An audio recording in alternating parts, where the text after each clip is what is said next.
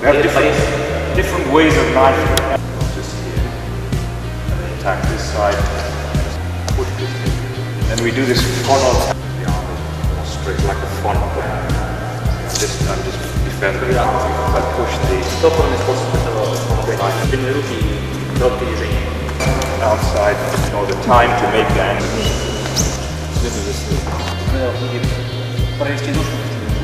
When he goes here, I use this again.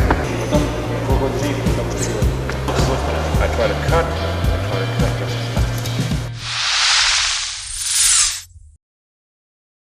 Some of the basic blade passing. Это классические способы передачи ножа. Alright, so if Alexander's doing a slash here, Александр делает. we have different ways of knife tapping. Есть разные способы тэппинга. And you have the first one is what we call a pendulum. It's just here. And then you attack this side, it's just like this. Then you have a corkscrew, which is like push this in, like a corkscrew. Второй способ, когда я прижимаю руку. Hook this side, here, press it in. Я прижимаю каждый раз.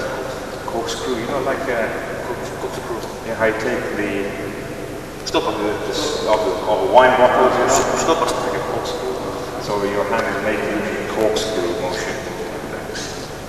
Blocking a fixed strike like this. Но это не фиксированный удар. What you have to do is, after striking, you still continue this motion. После удара вы все-таки все равно продолжаете движение. In case the knife is in this side. Если нож не выпал. But you basically trying to strike like this kind of. Удар осуществляете таким образом. And then the other one is, if he's like in a little bit further out of the long range. Если расстояние более длительное.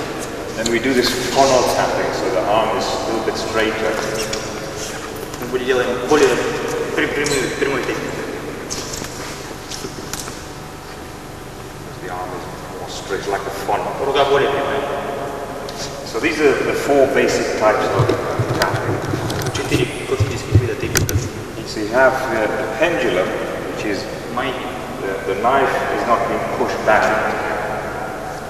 I'm just defending. Когда нож к Саше не возвращается. But if he has experience with this kind of tapping, he can come over. Если у него есть опыт, то он может дальше продолжать. The corkscrew parry makes it a little bit harder for him because I push the. Стопорный способ этого помогает. Then the shearing parry is like this. You strike it into him. Третий способ это с ударом. And then if he's not committing so much, he's staying in long range, then you use this kind of tapping. Just make a small movement like this. Четвертый способ это прямые руки и короткие движения.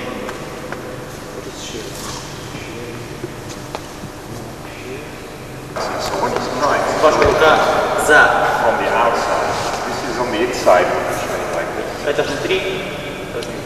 But you know, maybe I have a left knee instead of a right knee. Например, у меня левая нога впереди вместо правой.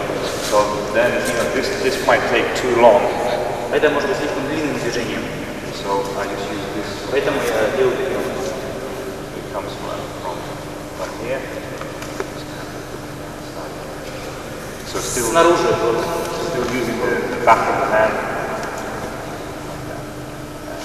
Same, you want to practice the same thing on this side. С другой стороны то же самое. And then you switch to this control. И вилка между большим пальцем. So if you just go like this, then you can cut over the top. Если вы не будете фиксировать вилкой, то вас могут пухнуть. So when you do this, you want to stop this. Таким образом вы прижимаете руку. So the first one is this, and again you can do the same thing. So outside and control. This side, outside, control.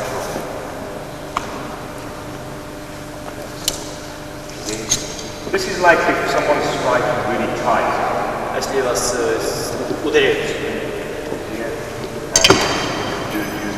вам придется таким образом сделать. Maybe you don't have the angle, you know, the time to make the angle to use this arm. У вас, может быть, не будет времени, чтобы создать условия для правильного. It's the same thing if when he attacks, if I have a blade, it's the same thing. То есть, если есть лезвие, то можно таким же образом. So when he strikes me, one, here, strikes from this side.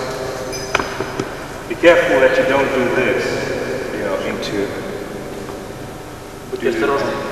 the head. So when you do it, you know, be aware of your body position, and that can take this away. This side. Okay, let's try that from the outside. You just come underneath. Можно, конечно, получить проблемой. Но они специально отжимают. Ага, больше пальцев. Поэтому, кстати, не только он, да, сейчас перенаправлять их контролировать. Работает когда, значит, лицом у них очень много инструкторами работают здесь лучшие спортсмены. Он говорит, и боксирует, и боксирует, и эти пальцы прям. So if he blocks, this is, then he has to, you know, worry about the low line. Ты можешь опасаться за удар по нижнему. We're going to deal with this in a moment because sometimes this happens.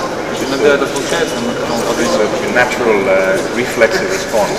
нет, это естественно реакция. The danger of this is when you block. Опасность в том, что это If I get past the elbow, то есть, когда он обходит локоть, then when you then react, usually with a parrying, then you cut yourself. да, то есть обычно как бы человек реагирует парированием и режет себя. Проблема в этом. So that's why if you do it this way, you can redirect this. Поэтому если ты делаешь вот подобным образом, ты можешь перенаправить. On this side, this one, this arm, that's it. And on this side, this one. Снаружи.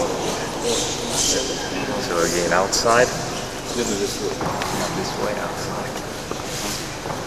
All right, or corkscrewing, or shearing, you know, or funneling. But everything is on the inside. Все внутри. And then the one we just did is your hand is on the outside. То, что сейчас мы делали, это внешний снизу. It goes in the outside. So in this case, you know, I'm going to be here in the opposite position. В этом случае я делаю противоположное. Now, when someone attacks, it's very instinctive in the beginning to block.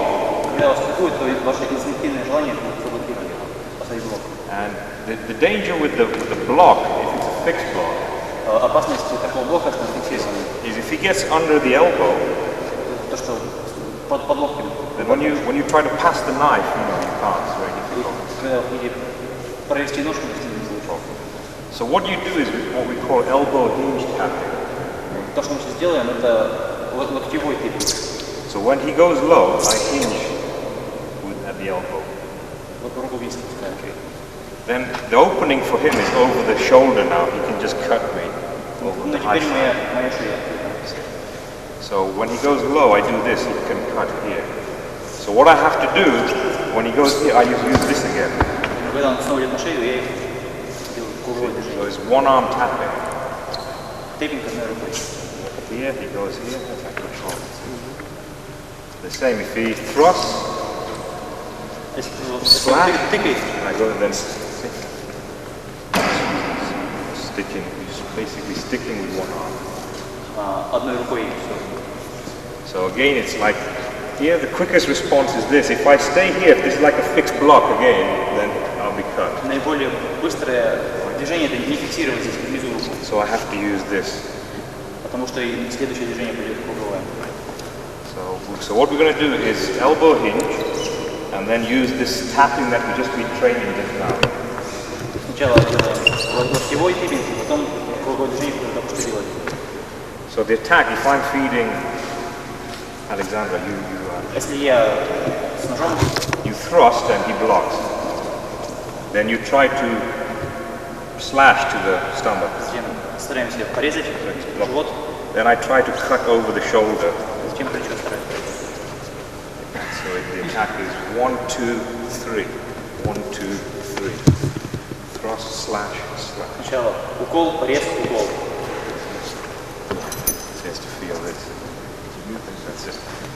So 1, 2. As I go here, you can use the forearm, the back of the forearm, just like a normal tapping, and then you can jam this way, using the edge of the hand or the forearm. Используйте конец руки, чтобы держать, придерживать. Or if your opponent steps back, then you just use this part of the hand again. Затем используйте вилку, если развернули.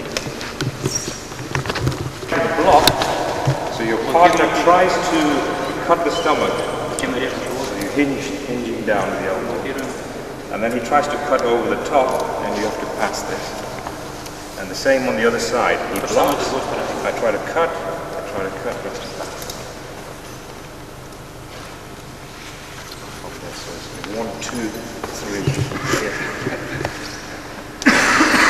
That's it. Part of the arm. В Саёк Кали мы предпочитаем тэппинг делать вот этой частью руки. Because you have a big area. Здесь большая площадь. You can make contact here, even here. Потому что можно контактировать с любым противником с разных. And obviously you protect your vital targets. И таким образом защищаете свои жизненно важные места. Where if you tap with the outside, you only have this area really. Если вы защищаете с ладошкой, то у вас только защитная поверхность этой ладошки. There's more risk of you getting cut here. Есть риск пореза. But sometimes you react that way, so it's worth practicing. Иногда вы вынуждены так делать. For a worst case situation. Наихудший случай. Now when you parry with the palm of the hand, what a lot of people do is they pass it too close to the body. В большинстве случаев люди, если блокируют ладошкой, то проводят слишком близко к животу. So when you attack here, you have to make sure that it's towards your opponent. Если вы это делаете таким образом, то будьте уверены, что вы руку далеко от себя. Don't do it this way. Не делайте это прямо. Because even if it doesn't catch you here, then it's going to catch you here. Потому что если не попадет по животу, может попасть по ноге. So you want to make sure you have this forward energy. Будьте уверены, что вы используете The same with this энергию side. противника. So you cup your hand a little bit like that, so you're not just trying to, in case this happens. So you cup and then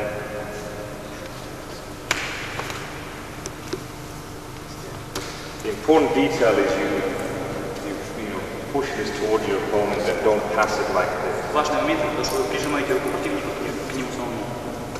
Okay, let's try that. Just using the palm. Catch me somewhere. So the correct energy here should be,